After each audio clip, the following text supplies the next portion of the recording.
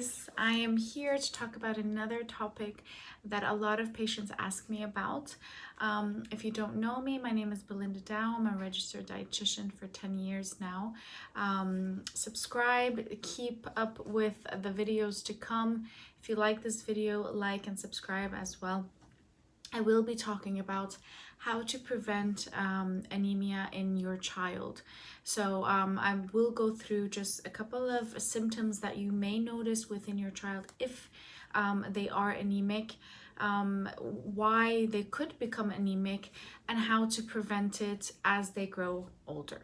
What is anemia to begin with? Anemia is when there are not enough red blood cells in the body. And red blood cells are, if you want, filled with hemoglobin, which is a special pigmented protein that carries and delivers oxygen to other parts of your body, other cells of your body. So you can see how important that actually is, and how that can have a great deal of effect on your child's well-being in general if we are anemic from a young age. So how can your child actually become anemic? One is if your child is not getting enough iron from foods in their diet. So this is usually called an iron deficiency type of anemia, where your child may not eat too much. Maybe they are picky eaters, and this has led them down a bit of a road of not having leafy greens and meats and fortified cereals. So this could easily divert your child into an iron deficiency anemia. Another reason why your child may be anemic is if we have some form of disease causing this anemia, or if we have what we call sickle cell anemia. Sickle cell anemia is when your body actually destroys too many red blood cells, which unfortunately results in your child or toddler becoming anemic. The third possible reason, which is the rarest reason, but another possible reason, is having too much blood loss, where we're losing too much hemoglobin, we're losing too many red blood cells in the process. Sometimes you can see that in girls at a young age, where their period may be heavier than the usual period, and unfortunately this will cause them to lose more blood than necessary and result in anemia. And there's also what we call, if you want, a low-grade blood loss, where that's usually when we have loss of blood through the stool, or there may be another reason causing that blood loss. But this is more rare. Usually it's because of an iron deficiency anemia or sickle cell anemia. So what I'm going to go through are the common signs and symptoms of anemia and how you can kind of pinpoint them.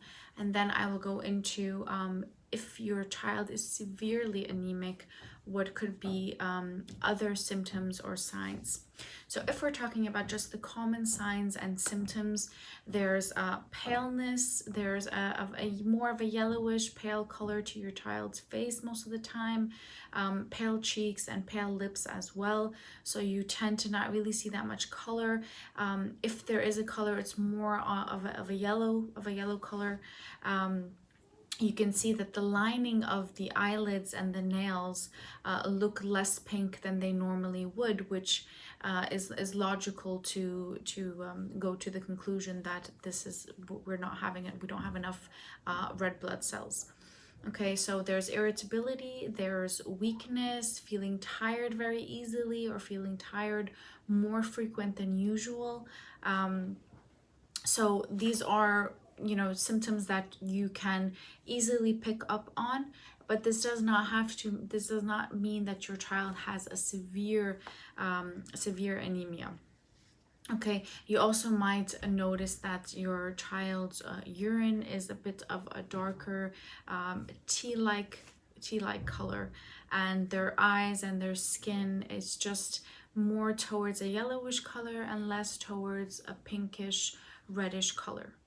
So if we were to talk about a child suffering from severe anemia, this is where it gets a bit more serious, and you probably will pick up on these signs much quicker than the normal, common, if you want, signs and symptoms.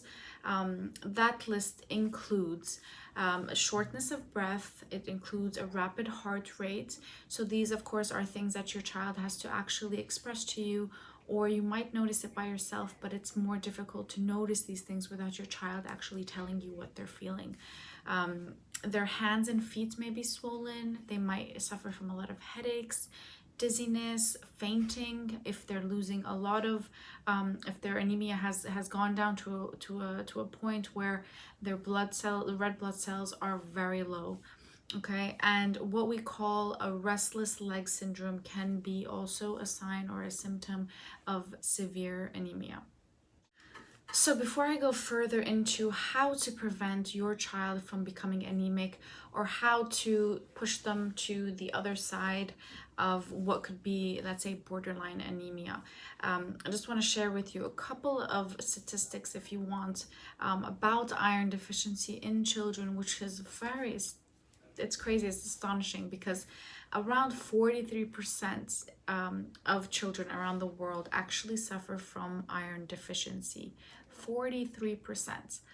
16% of those are usually children or babies who have a low birth weight. So this has a bit of an effect on the child's status with their red blood cells as they get older. Of course, everything can be, if you want, reversed or treated, and just because we started out with anemia doesn't mean we have to continue with it.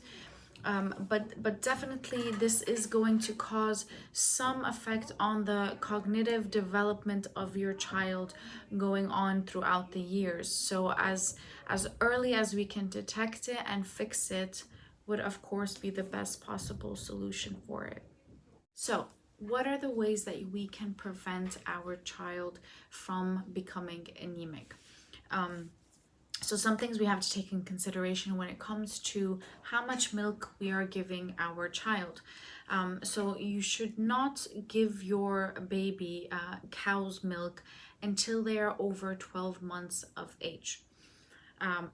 So the reason for this is because this can cause blood loss within your child's stools, and it decreases the amount of iron absorption within the gut at such a young age. So this is why we tend to avoid giving cow's milk before the child is 1 year old.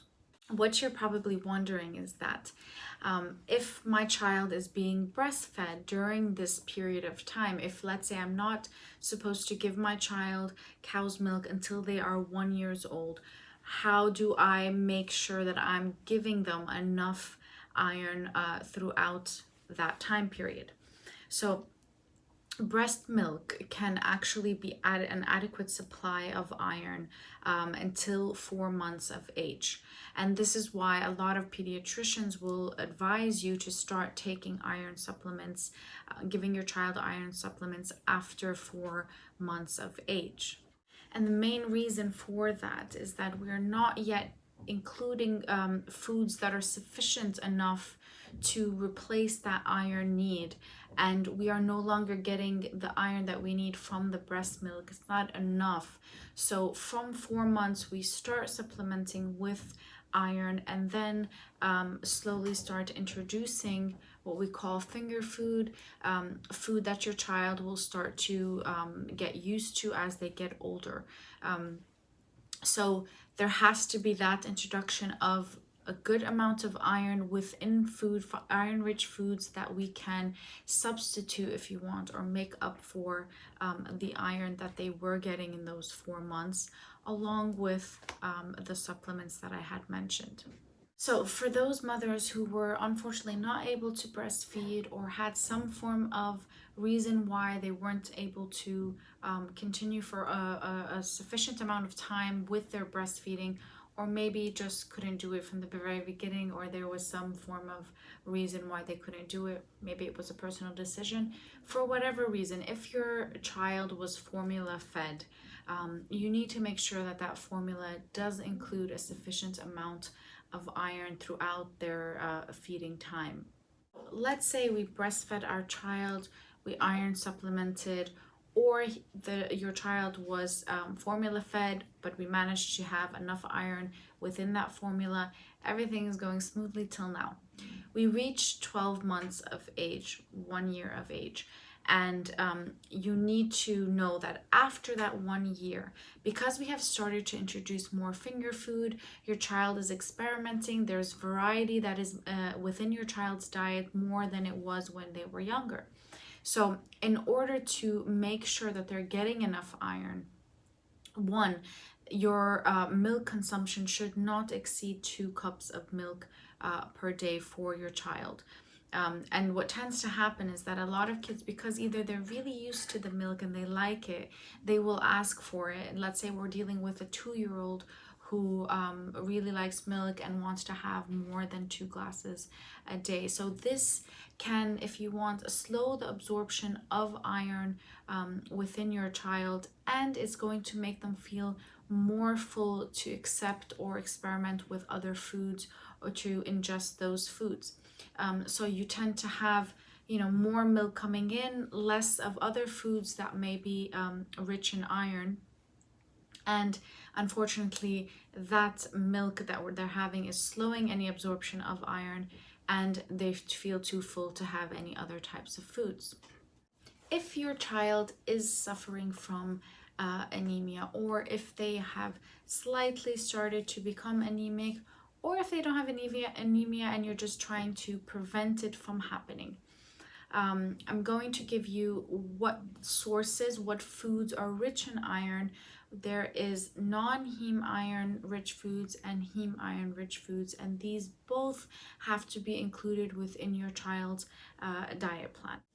So if we were to talk about non-heme iron rich foods, we are usually talking about leafy greens like Swiss chard, spinach, kale, and the green family if you want. But what you need to take in consideration is, first, you need to make sure that you're getting enough folate as well, because this can lead to an iron deficiency. Second, a lot of these greens are high in iron, such as spinach and kale, but they're also high in oxalates. And unfortunately, oxalates bind with iron, if you want, preventing the non-heme iron to be absorbed. So you need to kind of make sure that when you're having these foods, you're also having them with other iron-rich sources, such as the heme iron, which I will get into in just a bit. So what you can also do when you are having leafy greens and these types of vegetables, the green vegetables, you should have vitamin C, a source of vitamin C with them. I'm sure you've heard this before. So you can have oranges, red bell pepper, strawberries. These can all increase the absorption of iron, and especially when we're talking about greens in specific. If we were to talk about heme iron rich foods, we are mainly talking about protein sources, such as red meat, lamb, chicken, liver. So liver is rich in iron and folate. So this is why we always encourage this when we're talking about someone who is anemic. There's seafood. Most seafood are rich in iron. Shellfish, oysters, clams, scallops, crabs, and shrimps.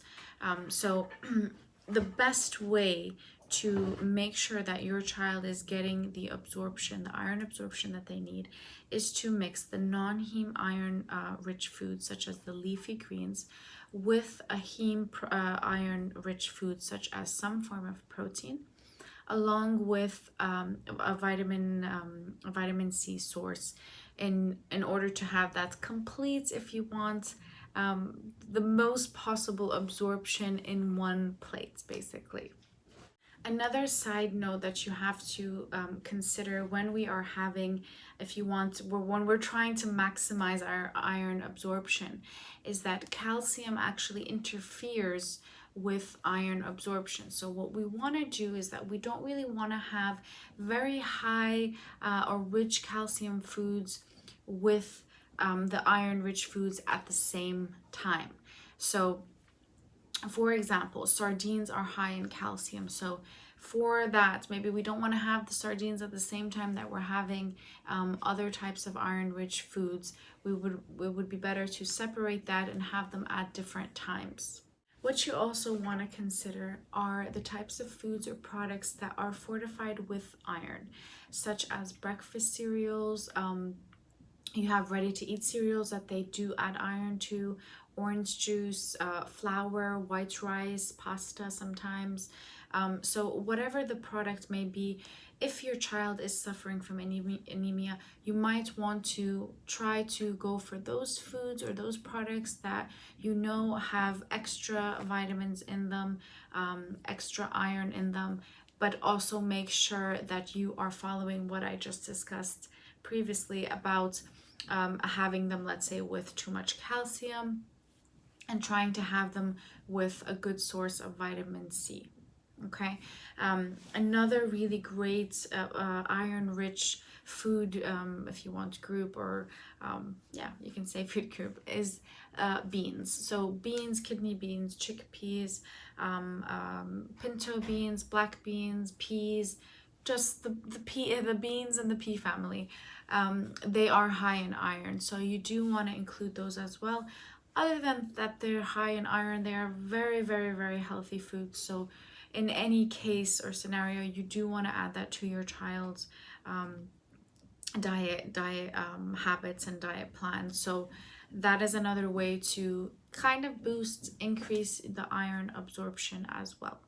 So I hope that was helpful. I hope it gave you a clearer image about how to identify or spot if your child may have some signs or symptoms of anemia, what could be the causes, or what could be the possible reasons for them, and if we do have anemia, how we can fix our diet, change our diet in order to get the most iron absorption we can get, and also in preventing it preventing it from starting to begin with.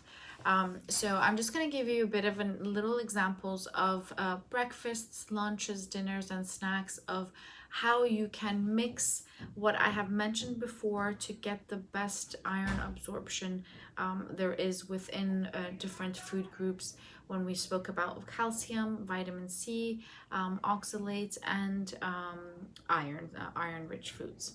So for example, you can have some oatmeal with some dried fruits, some nuts. For your child, you need to make sure that your child does not have an allergy to nuts. That has to be ruled out and made sure of before we can introduce those types of food. But if we're talking about a toddler, if we're talking about, we already know that you already know your child's allergies, you know that what they're allergic to, what they're not allergic to. This becomes a bit easier for you to decide what you want to give them. So let's say a whole grain toast with let's say peanut butter or a fruit spread. Usually, let's say strawberry, maybe strawberry because it has more vitamin C in it. Definitely, I would say go for the natural sources. So you don't want to go for a jam or a fruit spread that is, high in sugar. You want to choose something that's organic, naturally made, but does have, let's say, strawberries or oranges in them, but also has retained its nutrients and its vitamin C within that jam or spread. Okay, you can go for, let's say, a quinoa bowl with some dates, some peanut butter as well. You can go for scrambled eggs with spinach, tomato, orange slices on the side of that. You also have, let's say, dark leafy greens that could come with some chicken, some black bean soup, It doesn't have to be black bean soup, but it can be any type of bean soup on the side of it. You can even mix, let's say, you know, the chicken or the beef with a side or within the meal, some beans that come along with it, and make sure they're getting their, let's say, their vegetables on the side of that, with, let's say, a squeeze of lemon. We can even throw in some strawberries, some oranges within, if you want, along with those leafy greens. Sometimes that helps the child because it gives a bit of color to the plates, and they kind of enjoy that. They might not eat them specifically together with the same you know, with the same fork bite, but you know, if you're being able to get in some orange slices or some strawberries within their leafy greens, this is a big plus. Okay, so we can also do, let's say, some ground beef with spinach leaves, let's say like a little hamburger that can have inside of it, instead of an iceberg lettuce, we can add some spinach leaves in there. We can add maybe some broccoli as well, cut in small pieces. So there's a certain type of approach or diet, if you want, a way of preparing food when it comes to kids, definitely. And you know, if this is something you guys are interested in, will definitely add a lot of tips and tricks of adding more vegetables, adding more of the foods that your child drives you crazy with, to their meal plan, without having it to be a struggle, without having to just give them, you know, broccoli on a plate. You know, so you can chop it up, you can make it into a sauce. There are a lot of ways and tricks that you can increase if you want to increase their vegetable or their fruit intake, the things that they normally don't really like to consume. We can also do, let's say, some turkey, some beef, some chicken with sweet potatoes, some broccoli on the side, or like I said, you know, a kind of gravy with vegetables within it. We can try to have, let's say, fish with some Swiss chard, with some rice. It can be, if you want, lamb chops with applesauce, for example, spinach, white beans.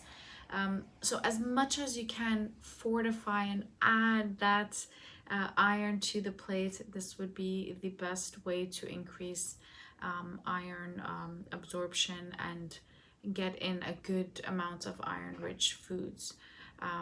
So I hope that was helpful. Subscribe, comment, please let me know if you're struggling with anything like this. Give me your comments about how, if I missed something, would love to hear more from you guys. Subscribe, comment, like. I will be putting way more interesting topics as we go along. Also stay tuned for my next insulin resistant video within my episodes that I had mentioned before. So I will be uploading a new video soon that's going to be, I think, quite interesting to a lot of you who may not know what is wrong with them and want to figure it out. So stay tuned, subscribe. I'd love to hear from you.